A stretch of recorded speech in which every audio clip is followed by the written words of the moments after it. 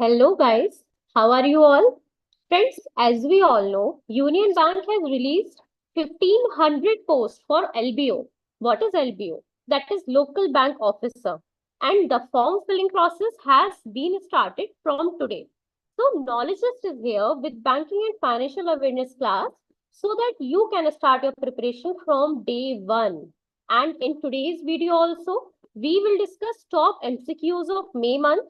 Friends, this is going to be a 30-minute video where we will be focusing about the banking and financial awareness portion in the form of multiple choice question. And today onwards, we would definitely be meeting every day. So for that purpose, do like, share and subscribe our channel, that is Knowledgist. Now, if we move forward, then Knowledgist is coming up with a complete new batch. In this batch, you will be getting the complete course. All these syllabus would be there. Every subject would be covered in this course. And yes, in order to complete with the surface information and get the complete information regarding this course, you can check out the description box. The link is being provided there. So let us not waste our more time here and start with the banking and financial awareness portion of May month 2024. Clear? So yes, now coming up with the very first question, which is asking, what was the total gross GST revenue being collected in April 2024 in India? Hi, Sandeep. So yes, our question is simple, a straight question it is. It is asking the total gross GST revenue collected in April 2024 in India. Whether it is option A, that is rupees 1.92 lakh crore, B, that is rupees 2.10 lakh crore, option C, 1.70 lakh crores, or option D, that is rupees 2.50 lakh crore. Again, repeating the question, it is asking the total gross GST revenue collected in April 2024 in India. We are being provided with 4 options which are being on their screens. So yes, you have replied already. Great to see. Parul is saying it should be B. Satish 2.10. Sandeep B. Spreading Khushi. Hi, you are also there today. Yes, B. Ranjan B. Lukesh B. So yes, a number of people are here with option B, which is definitely the most confident and right answer. That is 2.10 lakh crore, which means this whole figure, what does it represent? It represents the highest GST collection being recorded and is driven by substantial domestic transaction and import. What does this mean? We came to know that the total gross GST revenue collected in April 2024 is rupees 2.10 lakh crore. Simple. What is new about it? It is the highest GST collection. First thing, and what is the basic reason of it being highest? First is the substantial domestic transaction, and apart from it, import has played a crucial role in making this total gross GST revenue the highest as per now. Clear? Now, would be completing to the next question, which is asking which component of GST collection saw the highest revenue in April 2024?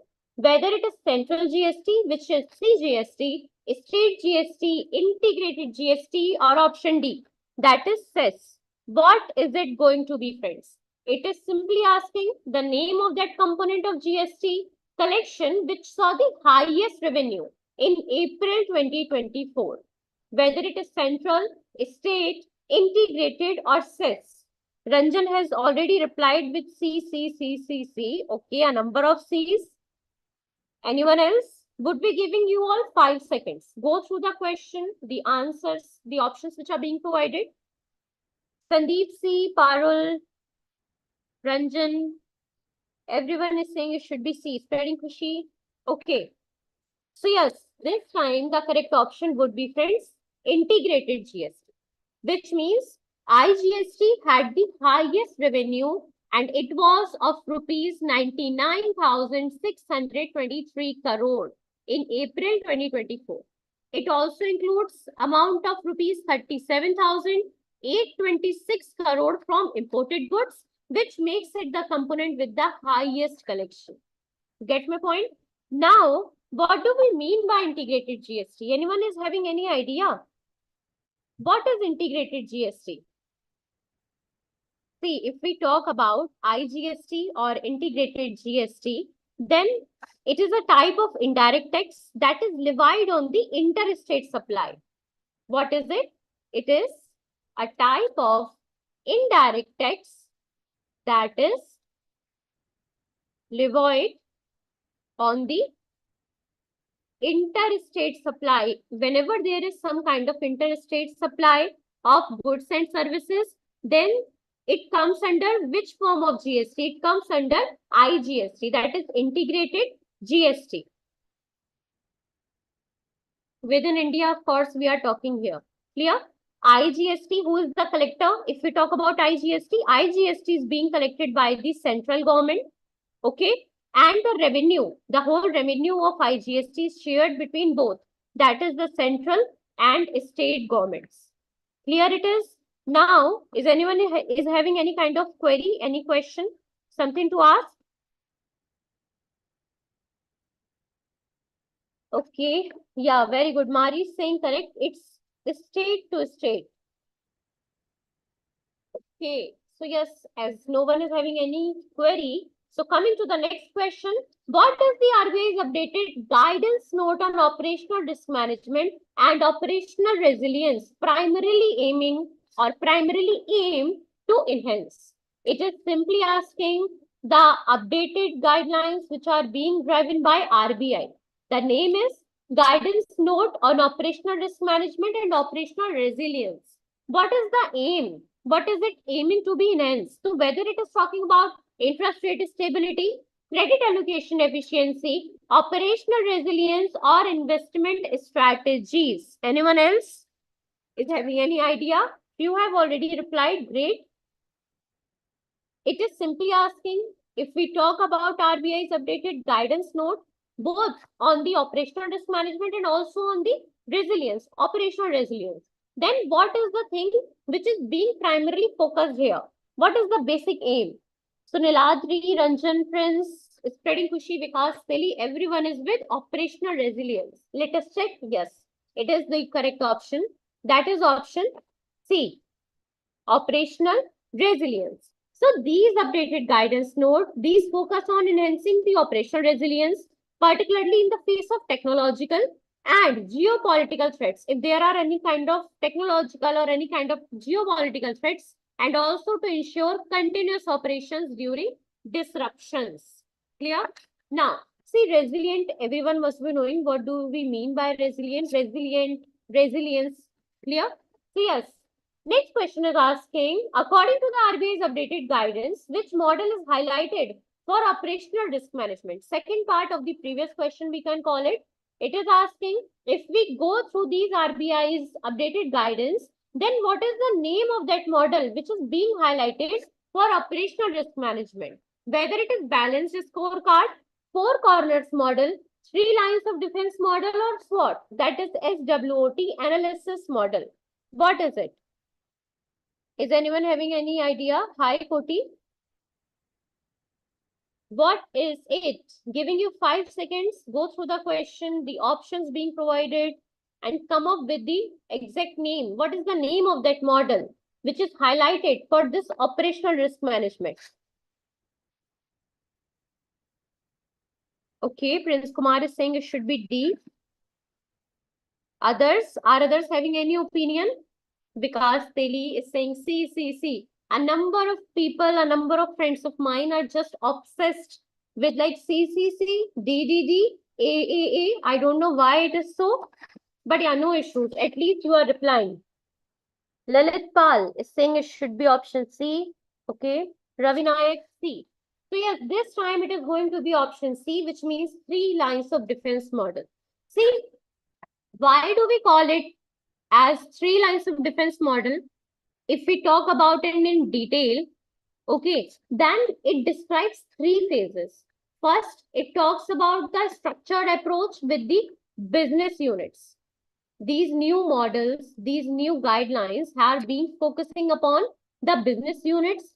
Secondly, are being focusing upon the organizational risk management. Okay, if there are any, in order to attain proper functioning of organizational risk management functions, and also they work upon audit functions. And hence, three different successive lines, sorry, three different successive lines of defense are being formed. That is the reason this new model is being called as three lines of defense model. Clear it is? Now, coming to the next question, which is asking, according to the RBI's recent directive, what should lenders do if they have charged customers unfairly? A very simple question, yet important. It is being provided with four options, that is increase the interest rate, issue public apologies, refund the excess charges, or discontinue loan products. Question is simple. It is asking, if we go through the RBI's recent directive, then what should lenders do if they have charged any of the customers unfairly? Okay. So yes, Prince has already answered that it should be C, spreading Kushi C, Ranjan C. See, it is a common sense thing. For an example, if like you were supposed to provide me with 5 rupees, okay, but yeah, I demanded, or maybe you provided me with like 10 rupees. So I am getting like a surplus of 5 rupees. Now I'm getting these 5 rupees in additional. These are extra. So as a basic person, as a basic mentality thing, what should I be doing? I should return these 5 rupees to you, these extra ones. So same procedure should be followed by these lenders, which means they should refund the excess charges. Got my point? RBI has advised the regulated entities to refund any excess interest or charges levied due to unfair practices identified during the supervisory examinations. Okay. So yes. Now, next question is asking, what is the primary function of a nostro account in international banking? Whether it facilitates the transfer of loans, acts as a reserve for domestic currency, manages fund flows for international trade, or option D, that is offers savings account for foreign entities. Question is simple. It is asking the primary function of a nostro account in international banking. Have 5 seconds. Think about it. First of all, let me clear this to you. What is a nostro account? A nostro account is a bank account. Basically, of course, it is a bank account which is held by a domestic bank in a foreign country. Held by a domestic bank, but is in a foreign country. Clear? So that is the reason the amount, the currency will definitely be denominated in the foreign country. Okay. The currency which you can be able to take out would be foreign currency. Okay. Foreign countries currency. So yes, what is a nostro account? It is a bank account held by a domestic bank in a foreign country denominated in the foreign country's currency. And nostro word, it means ours. Clear? That is the reason why this particular term is being used when we talk about these accounts which are being there in any of the foreign country but are being held by our own banks, our domestic banks. Clear it is? So yes, that's great to see. You have already answered, and definitely this time the correct answer would be option C. That is, manages fund flows for international trade. So nostro accounts are essential for international banking as they are used by banks. Why? The reason is they do manage fund flows related to international trade, which is denominated in the foreign currency of the country where the account is being held. Clear? Now, next question is asking, according to the RBI's large exposures framework, what is the standard limit of exposure to a single counterparty? Whether it is 10% of the lender's capital base, 15% of the lender's capital base, 20% or 25% of the lender's capital base. Again repeating, if we go through RBI's large exposure framework, what should be the standard limit of exposure to a single counterparty?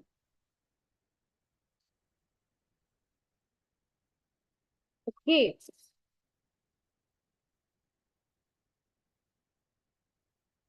So yes, anyone is having any idea? Whether it should be 10%, 15%, 20, 25, anything. Prince is saying it should be D, Sultan B. Okay, Kalyapa C. Have few seconds. Go through the question properly. Okay, others have also replied. Let us check. It is going to be option C. That is 20% of the lender's capital base. See, RBI's, if we talk about RBI's large exposures framework, typically, it restricts a bank's exposure to a single counterparty that it should not be exceeding 20% of its eligible capital base. Okay. And what is the reason behind it? Everything is done, every decision is being taken because of any particular objective or any aim. So here the aim is to ensure a diversified risk distribution. Okay. What is the aim? Aim is just to ensure a diversified risk distribution, which means in order to lower the after effects if there is any kind of risk related to any like burglary or any counterparty thing. Clear? Coming to the next question, which is asking what products were affected by the RBI's restrictions on Bajaj Finance, whether the personal loans and auto loans, e-com and Insta EMI card, fixed deposits and savings accounts, or option D, that is mortgage and housing loans.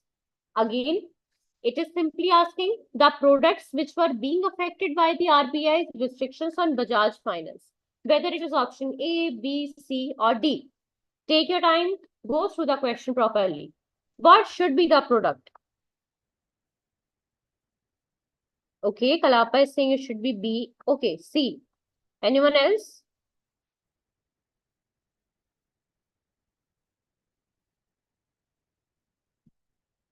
Okay, great. Shritam, B. Spreading Khushi, B. This time the correct option, friends, it would be B. That is e-com and Insta EMI card, which means RBI had imposed restrictions specifically on Bajaj Finance's e-com and Insta EMI card products. And this restriction has now been uplifted. Okay, it is no more being under any sort of restrictions anymore. Clear? Now, next question is asking, what was the impact of the RBI's restrictions on Bajaj Finance loan bookings in Q4 financial year 24? See, of course, there were certain restrictions which we talked about in the previous question. So there would be some after effects. Now, definitely there would be negative effects. So whether it has been increased by 5%, decreased by 8 lakh, increased by 10 lakh, or decreased by 5%, what is it going to be? Okay, Santosh is saying it should be B. What is the after effect or the impact of the RBI's restrictions on Bajaj Finance's loan bookings? If we talk about Q4 FY24, Prabhat, Santosh, Miraj, Ranjan, everyone is saying different, but yeah, this time the correct option would be option B. Clear? That is decreased by 8 lakh. See, due to these certain RBI's restrictions on Bajaj products, Bajaj Finance experienced a decrease in new loans booked during the Q4 financial year 24 by approximately 8 lakh. Clear? Next question is asking, what is the minimum individual exposure limit set by the RBI's draft framework for lenders in projects where the total exposure is up to rupees 1500 crore? We have to tell the minimum individual exposure limit. This limit is being set by RBI's draft framework for the lenders in projects where the total exposure would be up to rupees 1500 crore. Whether it should be the minimum individual exposure limit we are talking about, whether it should be 5%, 10%, 15%, or option D, that is 20%. What should it be? Whether it should be 5%, 10%, 15%, or 20%. It is asking the minimum individual exposure limit. And that is definitely set by RBI's draft framework for lenders. Jimmy is saying it should be D. Shritam is saying it is B. Okay, anyone else? Now, spreading Khushi 10, Sandeep 10. Okay, Sandeep is saying it should be 20. Ranjan, B. Okay, that is 10%. Yeah, great. You are absolutely correct. It is 10%, which means RBI's draft framework specifies that for projects financed under consortium arrangements with a total exposure of up to rupees 1500 crore, no individual lender can have an exposure of less than 10%. Clear? So yes, Kalapa, dear Sultan, it should not be less than 10%. 15% is okay, but yeah, it should not be lesser than 10%, which means B would be the correct option. Next is asking, what must lenders ensure before the disbursement of funds according to the RBI's new draft framework for project financing in infrastructure and real estate sectors? Whether the achievement of financial closure, a maximum moratorium period of 6 months, a positive net present value, or all of the above. Again, it is simply asking the things or the phenomena which lenders should ensure before they are disbursing the funds according to this new RBI draft framework for projects financing in infrastructure and real estate sectors. Take your time, have few seconds, go through the question. It might be seeming lengthy, but no, it is not a tough or difficult one, and yet it is important. What should it be? Have 5 seconds. I'm not going to disturb anyone. Think about it properly. Okay, yes, few have replied already. Great to see. Everyone is with option D. D line. Okay, that is all of the above. So yes, this time option D would be correct, which means this framework requires lenders to ensure all these three things: that the financial closure has been achieved, project has a positive NPV, that is a positive net present value, it should have a maximum moratorium period of 6 months, and of course, as I told you already, achievement of financial closure is also compulsory. So yes, is anyone having any idea what is a moratorium period? You can see it is being written here, a maximum moratorium period of 6 months, which means it should not be exceeding like 6 months. So friends, a moratorium period is a temporary pause in the repayment of a loan or debt. It is a simpler manner you can understand it. What is it? It is a temporary pause in repayment of a loan or debt. Clear? So basically, it is a period of time when the borrower doesn't need to make payments. Usually at the beginning of the repayment schedule, this whole moratorium period, like it is a kind of temporary suspension of loan payments, is being granted. It can be granted by any of the lender, which allows borrowers to defer repayment of a, like for a specific or period. This time, if we talk certainly here, this should not be exceeding, this moratorium period should not be exceeding 6 months. Clear? Now, coming to the next question, which is asking, what can standalone primary dealers, that is SPDs, now utilize according to the new RBI directive? Only domestic currency for borrowing. Option B, that is foreign currency from international markets, trade in equities only, or investments in private corporate bonds. Again repeating, we have to tell what can the SPDs now utilize according to the new RBI directive. What should it be? Take your time, have 5 seconds, and then reply. We are being provided with 4 options, like we are getting for every single question. What should it be?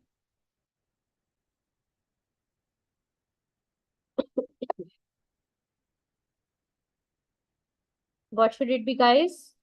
Take your time. Yeah, great. So like few have replied with the, it should be option C, that is trade in equities only. What about others? No one is having any idea. How can it be possible? Okay, Lalit B, Shritam D. This time the correct option, my friends, would be option B, which means foreign currency from international markets. See, RBI has permitted SPDs to borrow in foreign currency, which will definitely enhance their funding sources for operations in the government sector market, which is GSEC market, according to the new directive. Clear? Now, Next question is asking, what significant change did Bloomberg announce regarding Indian government bonds in March 2024? Removal from all indices, inclusion in the Bloomberg Emerging Market Local Currency Government Index, option C, that is a downgrade in the investment grade, or option D, that is exclusion from the Bloomberg Commodity Index. Again, it is simply asking the significant changes which Bloomberg has announced regarding Indian government bonds in March 2024. Giving you 5 seconds to think about it properly. What should it be? Go through the question. It is a very straight asking question. There is nothing which is so clumsy or you should be messing up around with different facts. No, it is simply asking what should it be. Okay, so Sultan is saying it should be D, Prabhat B, Jimmy Tiger B, Ravi Naik B, and Spreading Kushi is also with B. Okay, so this time, yes, the correct option would be B. That is inclusion in the Bloomberg Emerging Market Local Currency Government Index. So if we talk about March 2024, guys, then Bloomberg has announced the inclusion of India fully accessible route, which is FAR, bonds in its Emerging Market Local Currency Government Index, which is definitely a significant development for India's GSEC market. Next question is talking about what is the strategic what is the strategic significance of integrating UPI with Ghana's GIFs as discussed in the recent India-Ghana Joint Trade Committee? Whether it is to bypass traditional banking systems in international trade, to provide a platform for digital transformation and financial inclusion in Ghana, or to eliminate the use of mobile payments in Ghana, option D, that is to enforce cybersecurity measures strictly in both the countries. We simply have to tell the strategic significance of integrating UPI with Ghana's GIFs. Have 5 seconds, think about it. What should it be?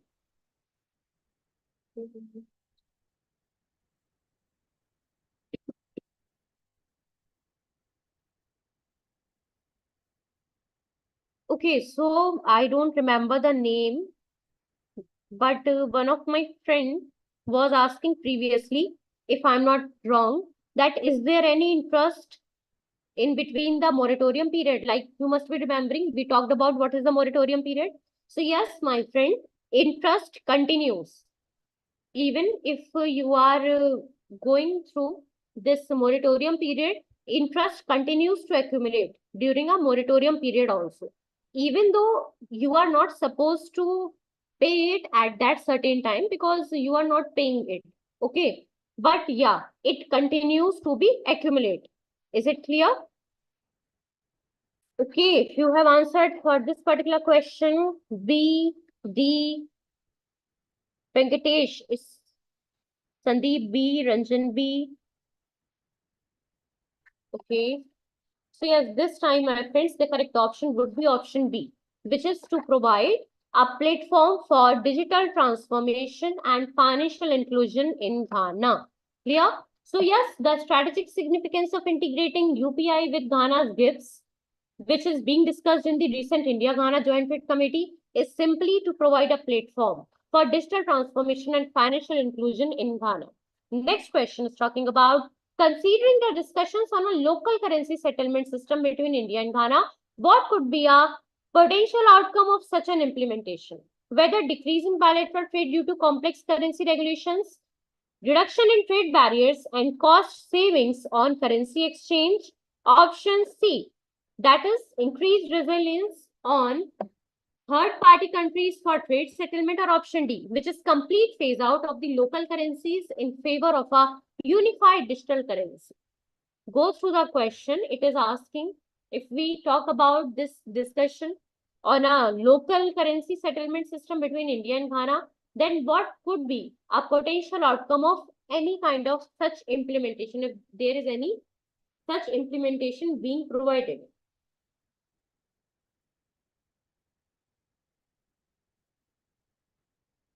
Okay. Anyone? No one is having any idea. How come it be possible? Okay, if you are saying it should be D, if you are saying it should be C, Ranjan B, Spreading Kushi D. Okay, great. This time it would be option second. That is option B. Reduction in trade barriers and cost savings on currency exchange. See, as we talked about the local currency settlement system, which took place between India and Ghana, it will definitely reduce dependency on third party currencies. Like we would not depend further like on the USD for trade settlements, thereby lowering cost and trade barriers if there are any kind of trade barriers. Clear? So yes, friends, one of you were asking what is a standalone bank. See, a standalone bank, these banks operate primarily online with a minimum of non-interest communication. They work primarily online and there is a minimum of not internet communication. They often have lower interest rates and charge higher than any of the street banks. So what is the stand? And if we talk about these standalone financial statement, then in these reports, the financial performances, position, cash flows of the individual companies from other separate entities are being considered, and the subsidiaries, every information is being provided on these reports, which are being provided by standalone banks. Clear? So yes, that's it, my friends, for today's session. Tomorrow onwards, we will definitely be meeting here on a regular basis. We would be completing the banking and financial awareness portion. And if you have to join into our course for the upcoming exam of LBO, Union Banks Oriented Exam for Local Bank Officer, then of course you can go through the description box. The link is being provided there.